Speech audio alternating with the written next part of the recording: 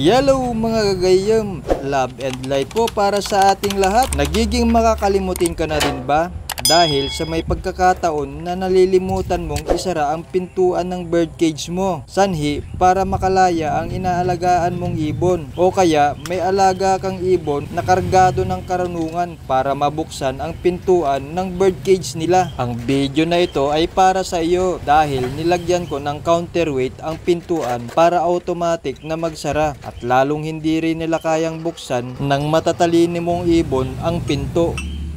Ito ang listahan ng mga ginamit na materyales. 16mm na corrugated steel bar. Yung scrap lang, marami yan sa junk shop. Goods na ito na gamitin bilang pampabigat o counterweight. Ginayat ko lang ito ng 60mm at tumitimbang na halos 100 gramo ang bawat isa. Gauge 18 na tie wire bilang pangtali sa bakal at pintuan. Gumamit din ako ng bonsai wire. Optional naman ito. Malambot kasi na pangtali. Sundan mo na lang ang video na ito hanggang sa dulo gayam para makita mo ang detalyado ng proseso kung paano ko ikinabit ang 16mm bakal sa pintuan. Shout out po pala sa gayam nating mag-iibon na nakaisip nitong disenyo na ito. Kung saan ka man naroon ngayon, your idea is simple and effective.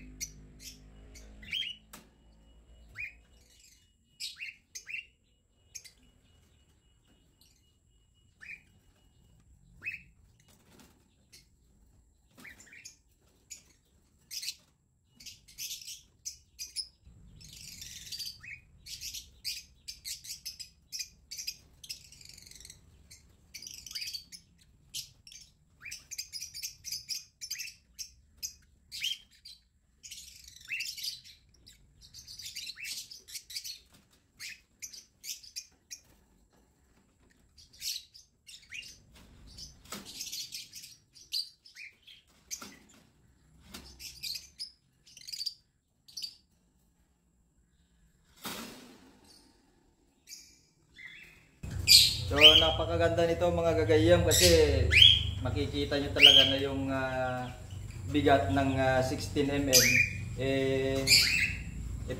epektibo talaga. Hindi na kayang iangat ng ibon at hindi mo na rin malilimutan kasi pag binitawan mo automatic na siyang magsasarado. Kaya yun ang maganda.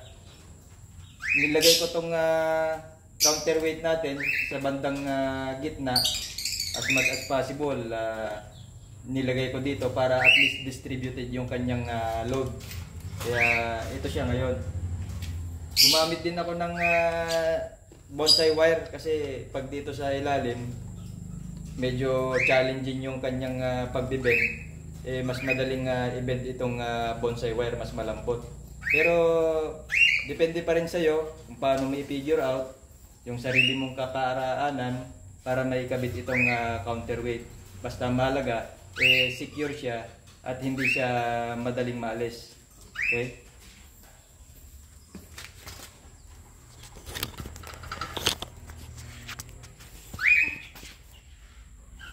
Ito na ngayon yung counterweight.